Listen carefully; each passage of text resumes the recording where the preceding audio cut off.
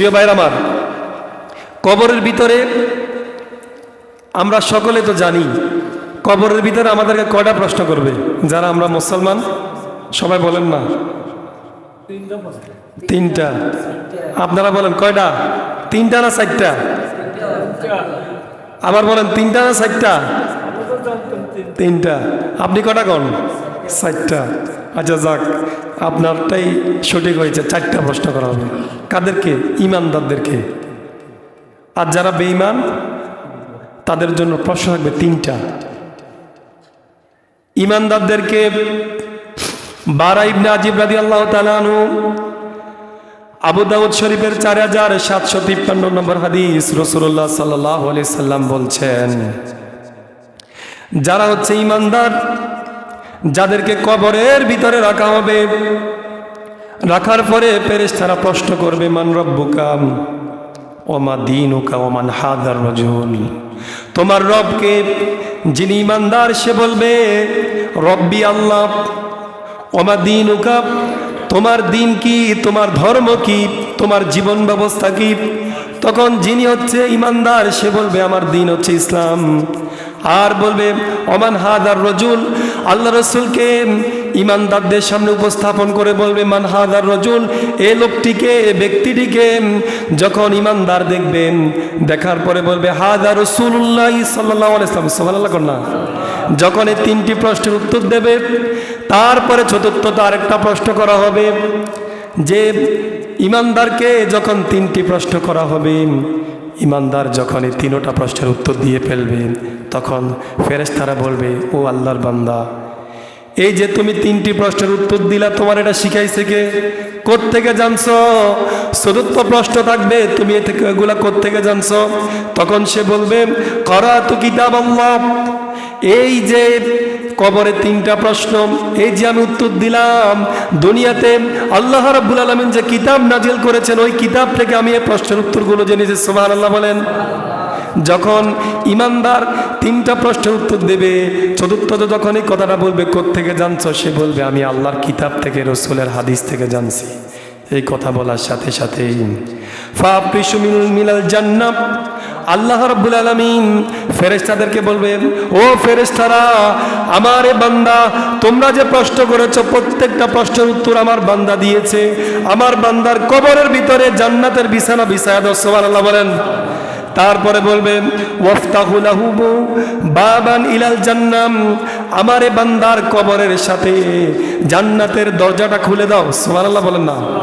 তারপরে বলবে ওয়ালবিসু মিনাল জান্নাহ, আমারে বান্দাকে এই দুনিয়ার সাদা কাপড়ে আর মানায় না, সে আমি আল্লাহর পরিচয় দিতে পেরেছে, তিনটি প্রশ্ন, চারটি প্রশ্নের উত্তর দিতে পেরেছে, ওই দুনিয়ার সাধারণ সাদা কাপড়ে আমার বান্দারে আর মানায় না। আমার বান্দাকে জান্নাত থেকে কাপড় এনে আমার বান্দার গায়ে কাপড় পরায় দাও। সুবহানাল্লাহ বলেন। তারপরে বলবেন ওয়াফতাহু লাহু ফিহা মাদ্দাল বাসর, তারপরে ওই বান্দাকে আল্লাহ রাব্বুল আলামিন স্পেশাল যে আপনার উপহারটা দেবেন, যখন জান্নাতি বিছানা, তারপরে জান্নাতের সাথে তার দরজা লাগা খোলা থাকবে, তারপরে জান্নাতি পোশাক, তারপরে জান্নাতি পোশাক পরানোর পরে ওই ব্যক্তিকে বলা হবে যে তোমার চক্ষু যত দূর যায়, একটা খালি চোখে আমরা যত দূর দেখি, এখান থেকে লক্ষ লক্ষ কোটি কোটি মাইল দূরে চন্দ্র সূর্য দেখি কি দেখি না? ওই চন্দ্র সূর্য দেখি, হাজার হাজার মাইল দূরের চন্দ্র সূর্য গ্রহ তারাগুলো আমরা দেখি। ওই ইমানদার বান্দা তার কবরের ভিতরে চারপাশে তার যতটুকু চোখের পাওয়ার যতটুকু যাবে, ততটুকু তার কবরটাকে আল্লাহ রাব্বুল আলামিন প্রশস্ত করে দেবে। সুবহানাল্লাহ না। তার মানে আপনার এই চর্মচক্ষু যতটুকু যায়, এই চোখের পাওয়ার যতটুকু আছে, ততটুকু সমপরিমাণ জান্নাতে, অর্থাৎ আপনার কবরকে আল্লাহ রাব্বুল আলামিন এত বেশি প্রশস্ত করে দিবে। সুবহানাল্লাহ না। আল্লাহু আকবার বলেন, আল্লাহু আকবার। এটা ইমানদারদের জন্য। যদি প্রশ্নের উত্তর জানেন, যদি পারেন, আর যদি প্রশ্নের উত্তর না পারেন, একজন কাফেরকে প্রশ্ন করা হবে তিনটা প্রশ্ন করা হবে কাফেরকে, যে মান রব্বুকা ওমা দীনুকা ওমান হাদার রাজুল। যখন তিনটি প্রশ্ন করা হবে, সে বলবে যে হা লা আদ্রি, আমি জানি না। যখন এই কথা বলবে তখন ফেরেশতারা বলবে তুমি মিথ্যাবাদী। দুনিয়ায় উলামায়ে কেরাম তোমাদের সামনে কোরআন সুন্নাহর কথা বলেছিল, আল্লাহর পরিচয় উপস্থাপন করেছিল, রসুলের পরিচয় উপস্থাপন করেছিল, ইসলামের সুমহান প্রতিষ্ঠা করার জন্য তোমাদের সামনে উপস্থাপন করা হয়েছিল। আজকে তুমি জানি না বললে তোমাকে ছেড়ে দেওয়া হবে? ছেড়ে দেওয়া হবে? বরং তাকে যখন প্রশ্ন করা হবে, তিনটা প্রশ্নের অ্যান্সার সে দিবে, হা হা লা আদরি, আমি জানি না। এই কথা বলার পরে তাকে একটু আগে জান্নাতে গিয়ে যাবে, ফিরাসুহু, জান্নাতের বিছানা পড়াইছে, ঠিক একইভাবে ফাআফরিশু মিনান নার, তাকে জাহান্নামের বিছানা তার কবরে দেওয়া হবে। নাউজুবিল্লাহ কন্যা। জাহান্নামের বিছানা তার কবরে বিছানো হবে। তারপরে ওয়াফতাহু লাহু বাবু ইলান নার, জাহান্নামের সাথে তার দরজাকে খুলে দেওয়া হবে। ওয়ালবিসুহু মিনান নার, জাহান্নামের আগুনের পোশাক তার গায়ের ভিতরে পরানো হবে। ওয়াফতাহু লাহু ফিহা, তারপরে যখন খোলা হবে জাহান্নামের দরজা খুলে দেওয়া হবে, জাহান্নামের বিছানা দেওয়া হবে, জাহান্নামের পোশাক তার গায়ে জড়াইয়া দেওয়া হবে। দেওয়ার পরে এমন অবস্থা হবে, সে জাহান্নামের বিছানায়, জাহান্নামের দরজা খোলা, জাহান্নামের পোশাক গায়ে, তারপরে জাহান্নামের ভিতর থেকে আগুনের হাওয়া তার কবরের ভিতরে দেওয়া হবে। নাউজুবিল্লাহ বলেন না। প্রিয় ভাইয়েরা, একটু আগে তো আমরা পড়লাম ইমানদারের কবরকে প্রশস্ত করে দেওয়া হবে, আর যে জাহান্নামী, যে প্রশ্নের উত্তর দিতে পারল না, তার কবরটাকে সংকীর্ণ করে দেওয়া হবে। কবরের দুই দিকের মাটি এমনভাবে তার কবরের ভিতরে চাপ দেবে, এ পাঁজরের হাড় ওই পাঁজর গিয়ে তার দুই পাঁজরের হাড় ভেঙে একাকার হয়ে যাবে। নাউজুবিল্লাহ বলে সবাই। তার কবরের ভিতরে কিছু ফেরেশতা দেওয়া হবে, যে ফেরেশতারা চোখে দেখে না। রাসূলুল্লাহ সাল্লাল্লাহু আলাইহি সাল্লাম এক বর্ণনায় বলছেন, কবরের ভিতরে যে ফেরেশতা চোখে দেখে না, তার হাতের ভিতরে এমন একটা হাতুড়ি দেওয়া হবে, ওই হাতুড়ি যদি বড় বিশাল এক পাহাড়ের উপরে একটা আঘাত করত, তাহলে ওই পাহাড়টা ধুলার মতো উড়ে যেত। নাউজুবিল্লাহ বলি সবাই। পাহাড়ের উপরে যখন এক হাতুড়ি দিয়ে আঘাত করা হতো, ওই পাহাড় ধুলার মতো যদি উড়ে যায়, ওই হাতুড়ি দিয়ে আমার আপনার গায়ের ভিতরে আঘাত করা হবে। রাসূলুল্লাহ বলছেন, আঘাত করার সাথে সাথে মানুষটা বেহুশ হয়ে একবারে জায়গার ভিতরে তার আত্মাটা বের হয়ে যাবে শরীর থেকে। বের হওয়ার কিছুক্ষণ পরে আবারও তার এই শরীরের ভিতরে আবার রুহকে ফুঁকে দিবে, আবারও মারবে, আবারও মারবে, আবারও রুহ নিয়ে যাবে, আবারও মারবে। এভাবে চলবে হাত্তা ইয়াউমাল কিয়ামা, কিয়ামত পর্যন্ত। সবাই বলি নাউজুবিল্লাহ, নাউজুবিল্লাহ বলি সবাই। তাহলে এই জাহান্নাম, এই আগুন, এই অবস্থা থেকে বাঁচা দরকার আছে না নাই?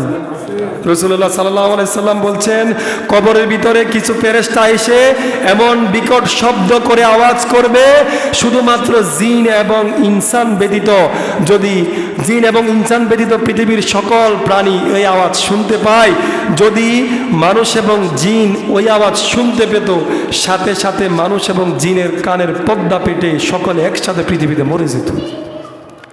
কবরের ভিতরে এমন আযাব দেওয়া হবে, ফেরেশতাদের আওয়াজ কর্কশ কণ্ঠে যখন ওই ব্যক্তিকে ধমক দিবে, ধমকের আওয়াজ এত কঠিন হবে, পৃথিবীর মানুষ যদি শুনতে পেত, তাহলে তাদের কানের পর্দা পেটে মানুষগুলো মরে যেত। প্রিয় ভাইরা আমার, কবরে এমন এক জায়গা, এমন এক নৃশংস জায়গা, ওই জায়গায় আমাকে আপনাকে একা একা থাকতে হবে। এজন্য আমাদেরকে আমল করে কবরমুখী হওয়া দরকার আছে না নাই? সবাই বলেন, কবরমুখী হওয়া দরকার আছে না নাই? নাকি আমল না করে জান্নাত পেয়ে যাব? সুযোগ আছে?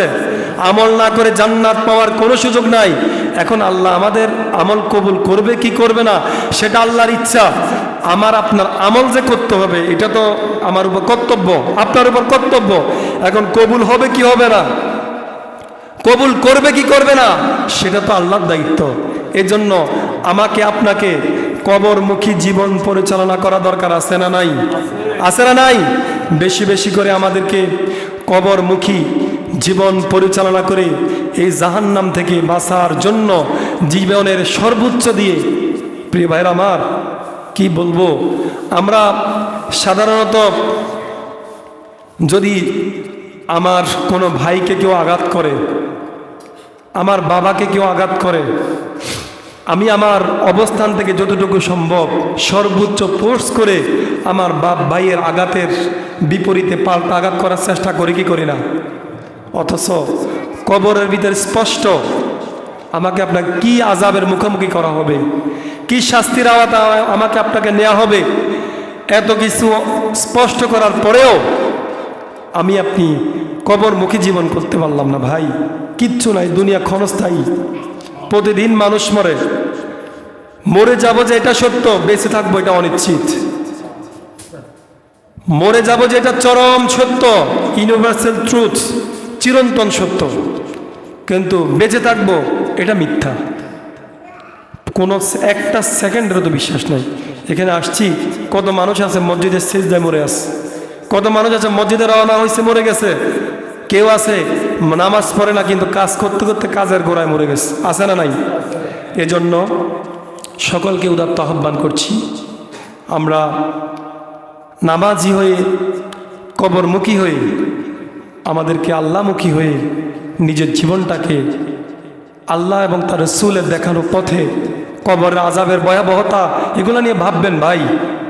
কবর যে কত কঠিন জায়গায়, এটা যদি একবার একটু অনুধাবন করতে পারতেন। একটু আগে যে বললাম, পাহাড়ের উপরে যদি আঘাত করে পাহাড় তুলার মতো উড়ে যাবে, ধুলার মতো উড়ে যাবে, ওই আঘাতটা আমার আপনার গায়ের উপরে করা হবে। কিভাবে চিন্তা করেন যে জাহান্নামে যাব, জাহান্নামের শাস্তি ভোগ করতে পারবো, কিভাবে করেন? কিভাবে সম্ভব? এটা কি সম্ভব? কথা কন না, এটা কি সম্ভব?